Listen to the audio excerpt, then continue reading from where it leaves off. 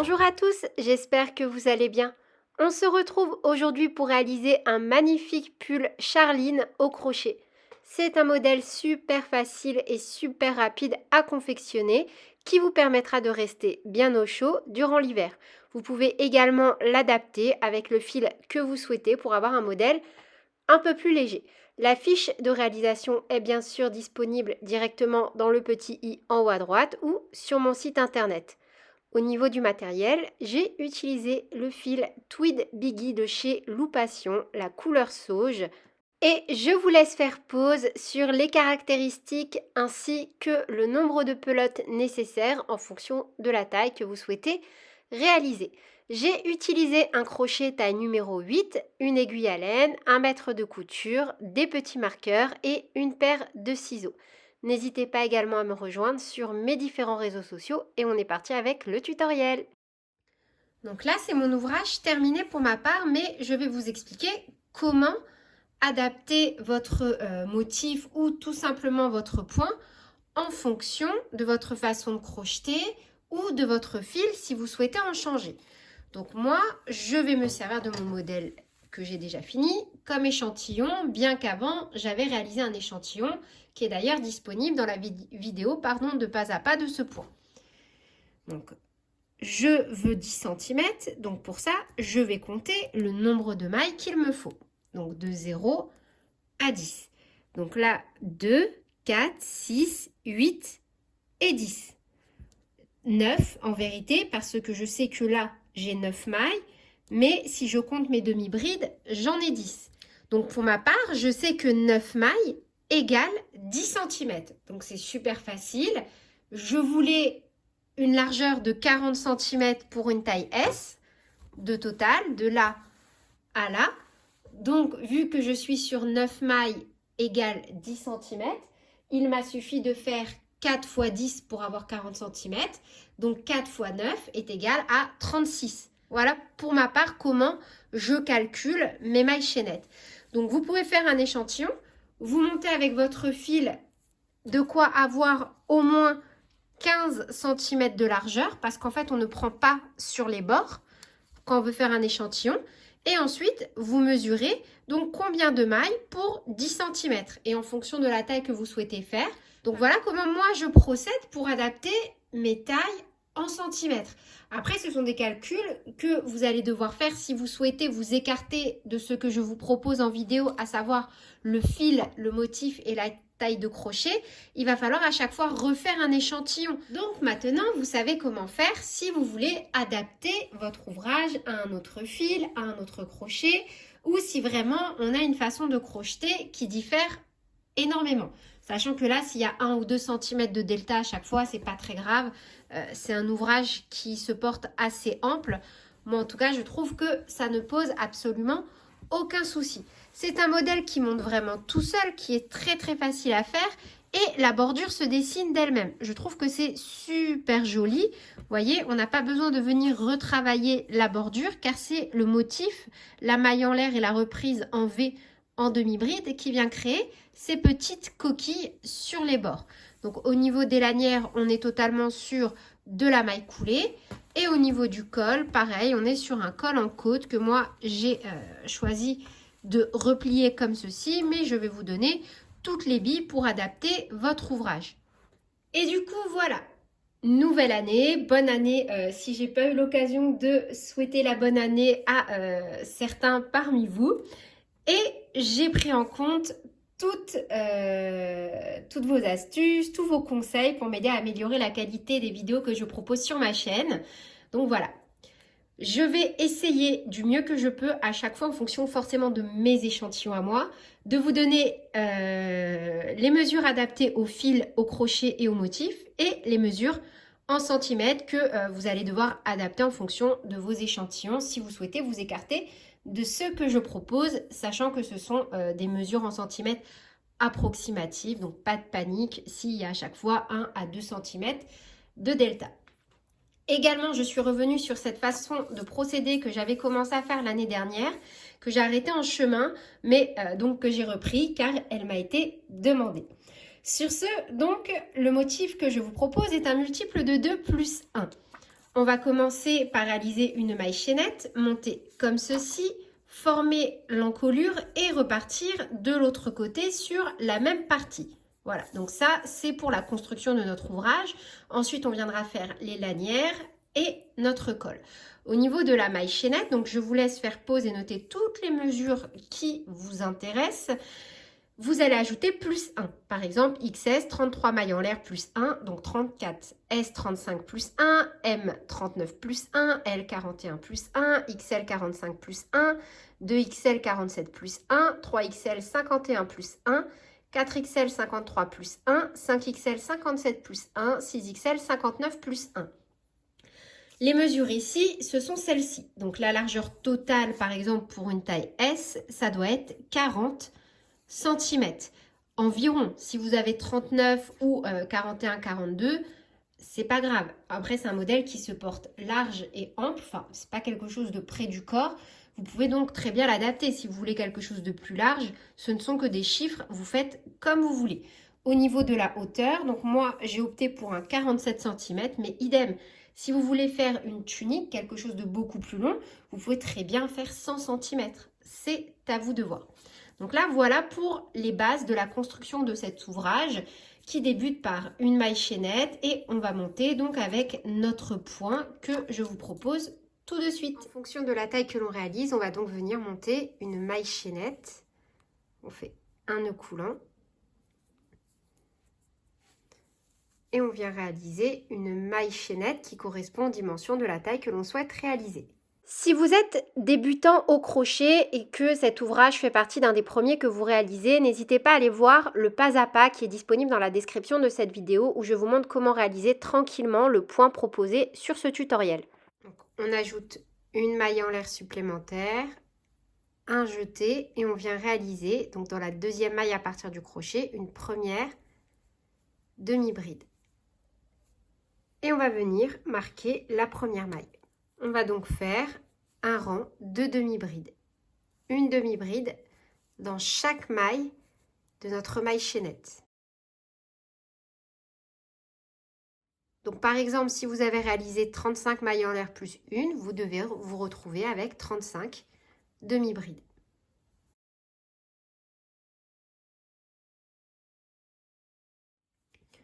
Une maille en l'air, on tourne. Un jeté, on saute la maille en l'air, on pique dans les deux brins de la première maille et on vient réaliser deux demi-brides au même endroit. Un jeté, on saute une maille, on pique dans la suivante, deux demi-brides. Un jeté, on saute une maille, on pique dans la suivante, deux demi-brides. Et on répète ça jusqu'à la fin. Un jeté, on saute une maille, on pique dans la dernière, ça doit être là où on a mis notre marqueur. Et on termine avec deux demi-brides dans la même maille. À partir de maintenant, c'est plus nécessaire de mettre un marqueur parce qu'on va travailler dans les petits V. Donc là, on va répéter le rang numéro 3 jusqu'à avoir les dimensions que l'on souhaite. Donc, une maille en l'air, on tourne et on va venir faire un jeté et travailler à chaque fois dans les V. Vous voyez, entre nos deux demi-brides et refaire deux demi-brides. Un jeté. De nouveau, on se positionne entre deux demi-brides et on fait deux demi-brides. Et on répète donc le rang numéro 3 autant de fois que nécessaire. Une fois que vous avez la hauteur souhaitée, donc moi pour ma part 47 cm, on va venir réaliser l'encolure. Donc directement dans cette configuration-là, on fait une maille en l'air, et on vient réaliser donc le nombre de motifs qui correspondent à la taille que l'on souhaite réaliser. Donc, on fait des motifs jusqu'à atteindre le nombre de motifs souhaités. Donc là, moi, 2 motifs et 5 motifs. Une maille en l'air, on tourne.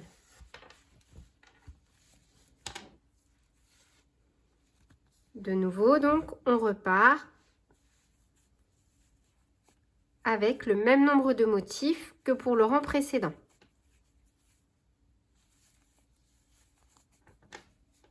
De nouveau, une maille en l'air et on répète encore une fois.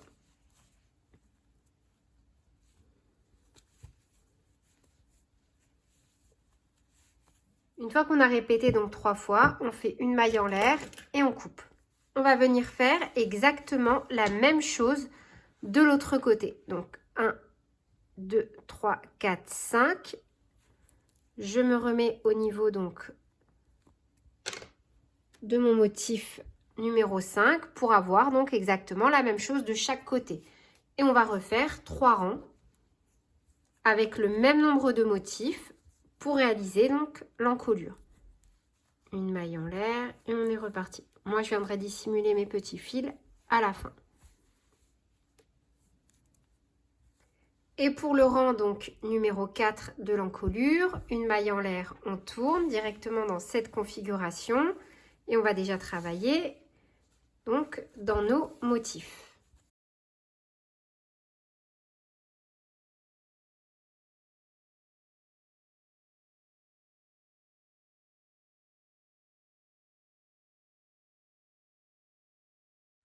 Une fois qu'on a travaillé donc sur nos motifs, on va venir recréer une maille chaînette pour attraper les mailles que l'on a perdues avant de réaliser donc l'encolure. Donc on refait nos mailles en l'air.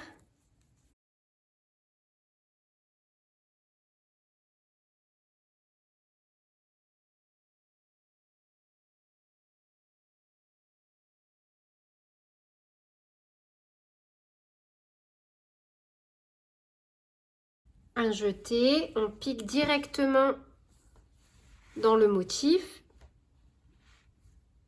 et on repart donc normalement avec notre point V en demi-bride. Et ensuite, on va repartir donc sur notre motif normalement pour venir réaliser la partie du dos. Donc une maille en l'air. On commence normalement notre rang, donc en faisant un V dans chaque V. Et arrivé à la maille chaînette, on saute une maille, on pique dans la suivante de demi-bride. On saute une maille, on pique dans la suivante de demi-bride. On saute une maille, on pique dans la suivante de demi-bride.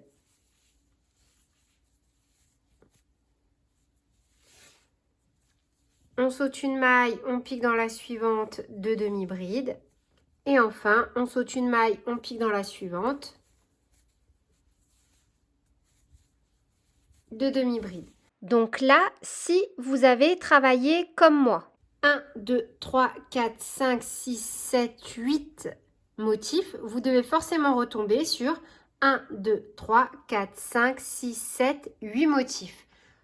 Le but étant d'avoir la même chose sur le devant et sur le derrière. Ensuite, on repart normalement donc sur notre motif.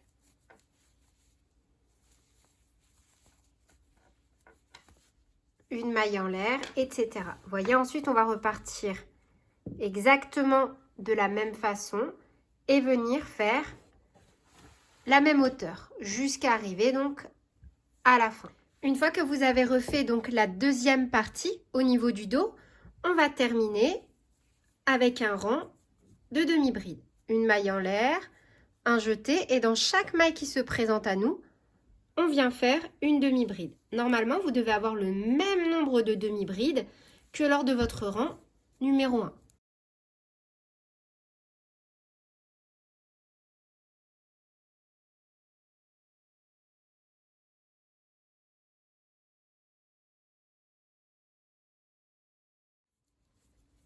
Une maille en l'air et on coupe. On va ensuite pouvoir cacher tous nos fils. Pour la réalisation des petites lanières, j'ai donc simplement plié comme ceci mon ouvrage en deux. Vous pouvez également mesurer si vous le souhaitez. Et je suis venue positionner donc de chaque côté des petits marqueurs à la moitié de mon ouvrage. donc de chaque côté. Après, vous pouvez agencer et très bien placer les lanières plus haut, plus bas. C'est à vous de voir en fonction de vos goûts, de vos envies et surtout du rendu que vous souhaitez donner à votre ouvrage. Donc, une fois que c'est fait, toujours avec notre crochet taille numéro 8, on va venir se repositionner donc au niveau d'un petit marqueur et piquer directement dans la maille. Donc là, hop, moi je vais retirer mon marqueur quand même. Vous voyez, et je pique dans la maille directement. Je ne viens pas l'envelopper pour ne pas après avoir un trou. On va rattacher notre fil, un jeté, une maille en l'air, petit nœud de sécurité.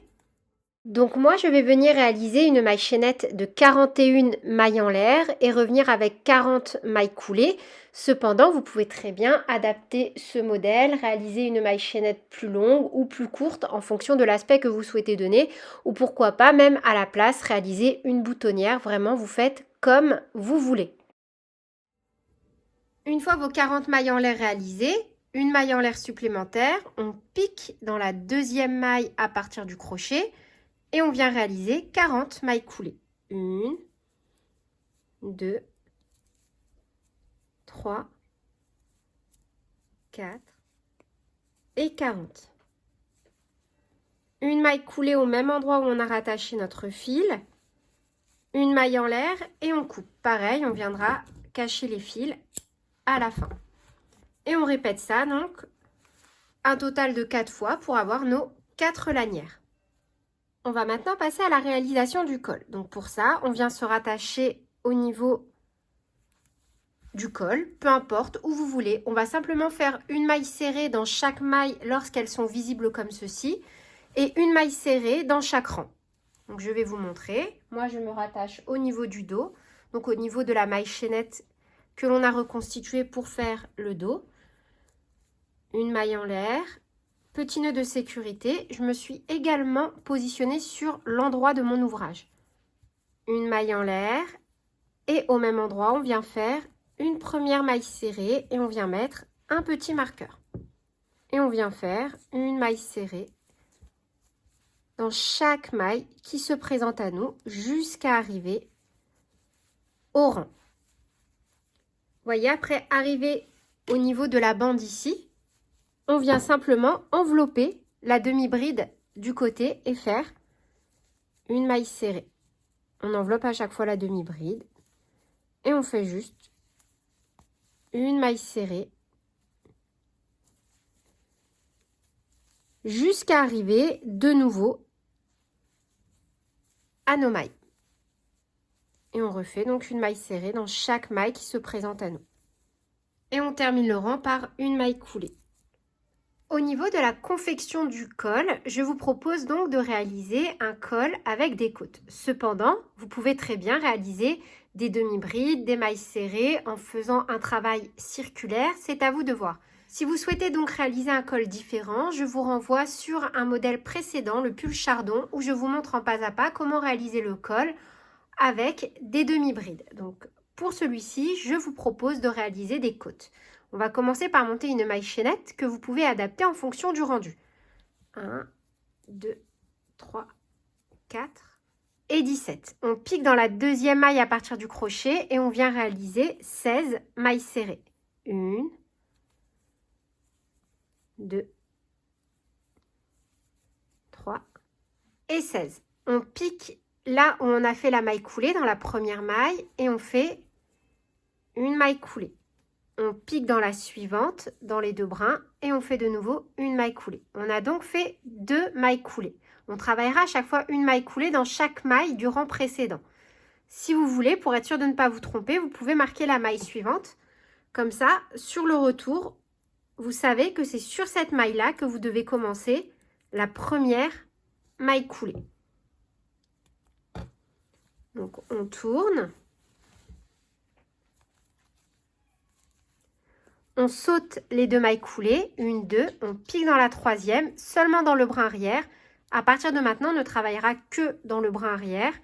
Et on vient réaliser de nouveau 16 mailles serrées. 1, 2. Lorsque l'on arrive au sommet donc de notre maille chaînette, sur la partie qui n'est pas reliée à l'encolure, on fera seulement une maille en l'air. On tourne, on saute la maille en l'air, on pique dans la maille suivante et toujours que dans le brin arrière. Et on revient avec 16 mailles serrées. 1, 2, 3. Donc de nouveau, arrivé ici, on réalise donc la première maille coulée là où on a mis le marqueur. 1,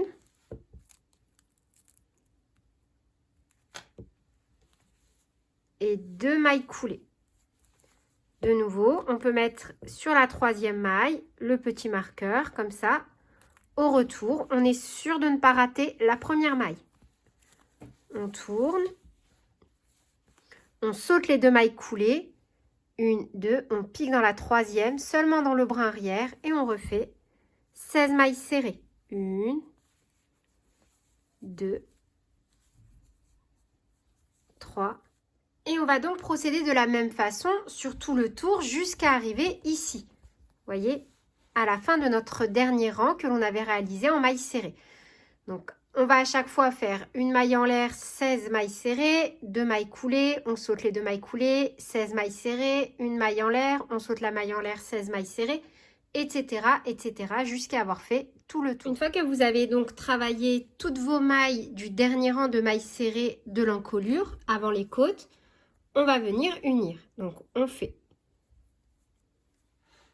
une maille en l'air et on va piquer à chaque fois dans les 2 brins de ce côté et dans les 2 brins du côté de la maille chaînette de base sur la partie endroit. Et on va réaliser 16 mailles coulées.